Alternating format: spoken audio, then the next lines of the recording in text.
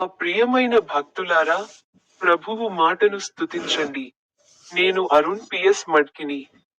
మీ అందరికీ హృదయపూర్వక శుభాకాంక్షలు.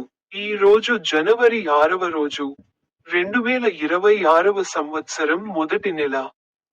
జార్ఖండ్ లోని గుమ్లా జిల్లాలో, పాల్కోట్ గ్రామంలో, మరొక వైపున ఉన్న కరౌండా బేరా చర్చిలో, మళ్ళీ భాగం 3 నుండి దూరంగా నిలబడి ఉంది.